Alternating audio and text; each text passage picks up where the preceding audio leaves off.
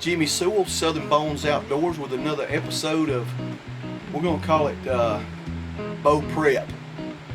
We did a video a couple weeks back on bow tuning, and once you have your bow tuned, you can fine tune it and get it down to where it's more quiet. There may be something making a little racket, and that's what we're doing today.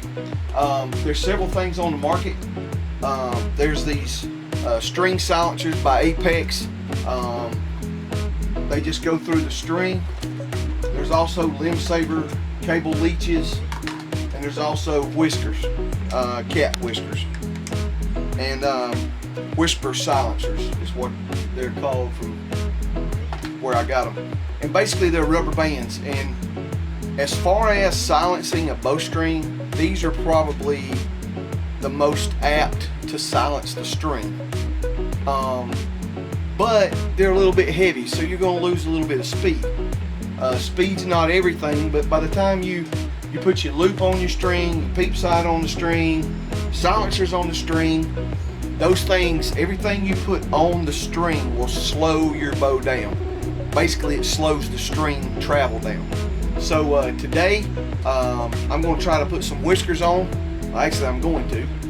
And I'm going to shoot it and see what that does. I've already put the Apex Gear little double down string silencers. I've already used those. They didn't make a whole bunch of, a whole lot of difference. So I'm going to put these cat whiskers on, and we're going to see what that does. Also, one of the things I've noticed with this new bow is my cable slide's making a little bit of racket. I don't want to name the cable slide, but sometimes there's things on your bow that'll make racket. You need to handle those things before season.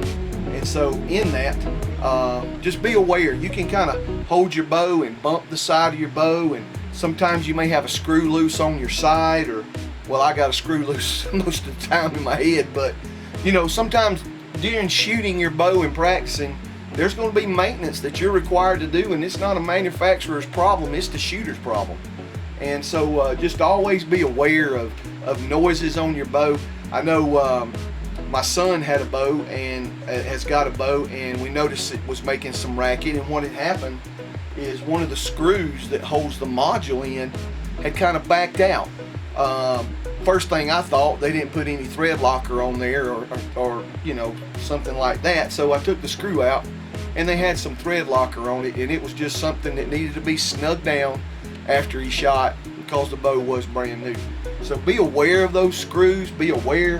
One of the things, a little trick that I do, you can take unscented chapstick, the old black labeled chapstick, take a Q-tip, put in the Q-tip, and you can go inside all your hex head screws and around those screws to keep them from rusting up. I don't like to see any rust especially on a bow that's $1,000, $1,500. So you don't want to, or any bow that's got rust, or a gun. I don't like guns that's got rust. So those little ideas, you can put that chapstick on a Q-tip and get them down into where the hex head goes, and don't leave it thick and heavy. Just put it in there and put a little coat on it just to keep the moisture from forming rust.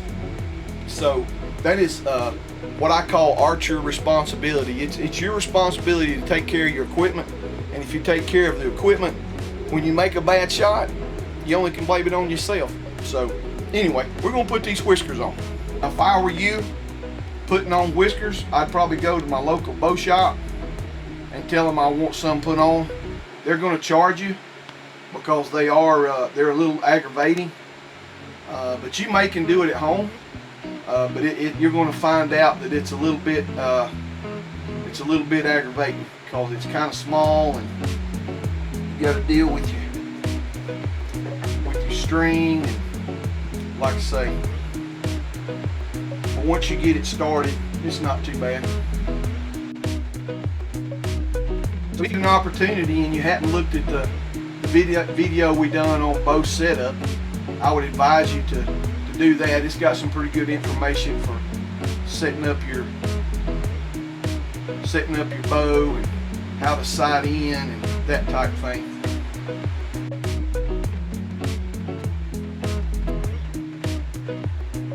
Once you get the tie started, you just tie this in as tight as you can.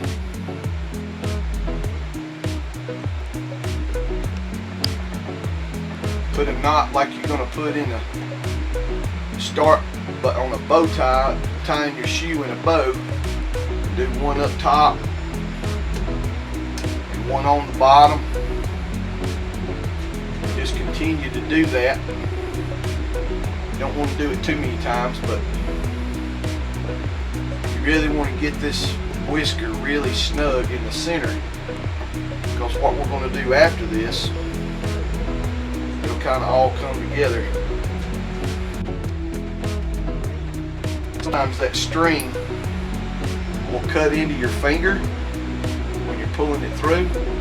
So I usually take me a little spare Allen wrench and wrap it around the string so I can get a good pull and a good torque on my serving material that I'm tying this in with. And get through, you don't have to use a special knot. Always just tie just like I started, just like I was going to tie, I guess you'd call it a granny knot, and do that twice on top of it after you've really seated that in there. I'm going to use my little Allen wrench trick.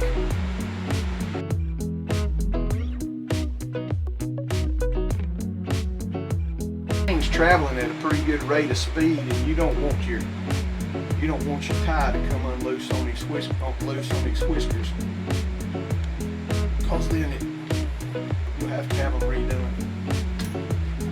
So right now I'm fixing to do something that I advise to be very, very careful. Anytime you're tying anything in on a bow or around your string, and I use a very sharp razor because I don't want to saw into it, but if I were to touch that string within under so much pressure, it's going to explode.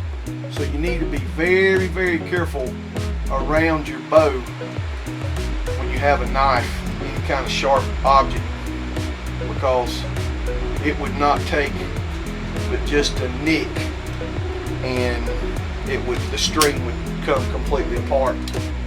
You'd have a problem. So once you get it tied on, what I'm going to do now is I folded the whisker over because I'm going to make them pretty small. And I'm going to cut where I folded it over, right in that cut,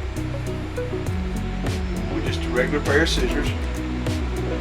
So now what I'm going to do is I'm going to take and I'm going to grab part of the whisker and I'm going to pull on it, and I'm going to cut it super slow. And what it does, it separates those rubber bands that's on that whisker, and it makes them become individual instead of just one.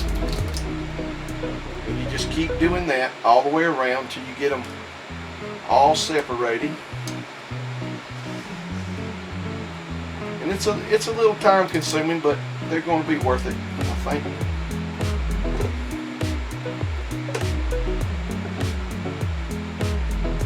So I hope you've been practicing. I know we have.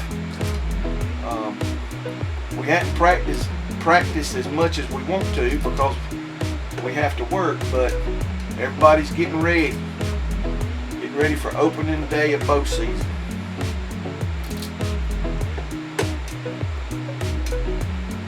So as you continue to cut, you can see how these become individual. And once you do one side, you just flip over and start on the other side. And as you put pressure, pull and they just separate. But now if you just went to try to cut it without the pressure, these wouldn't separate.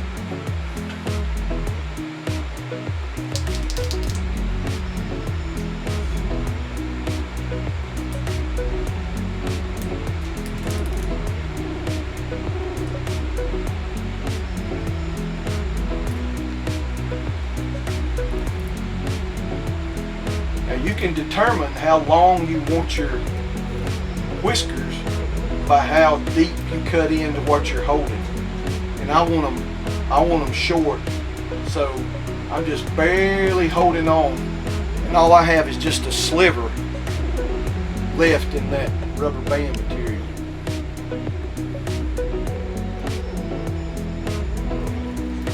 just like with the knife, when you've got scissors around a bowstring, they're sharp, and if you hit that bowstring, you're gonna have problems. So now, I've installed it. Sometimes you can come back and give them a little hairdo cut. If you got some little long ones, just trim them up to where they look like little pom-poms, and that's basically it. So what we're fixing to do now is we're gonna go out and shoot and see what it does to the sound of our bow. We're out here now after we put the whiskers on, and we're gonna shoot it just to see if it made any difference. So if you would, listen with me.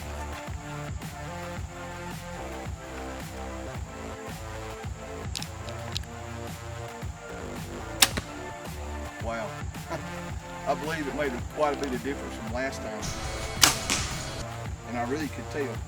So right now, I think we're hunt ready. We're doing some preseason practice. We've got our bow tuned up, it's shooting properly, we've got our sights sighted in, we've got our silencers on, we've checked all of our bolts, made sure it's ready to hunt, and now I'm fixing to take a shot. We got some 3D targets out here in the yard, and this is what we do for practice. So I'm fixing to shoot. We have a warthog down there that we usually don't shoot it this far, but I think it's about 80 yards down there, and I'm fixing to just try to see if I can't stick an arrow in that hog.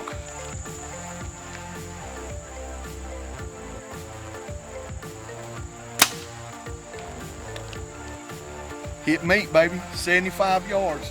Southern Bones Outdoors, stay tuned.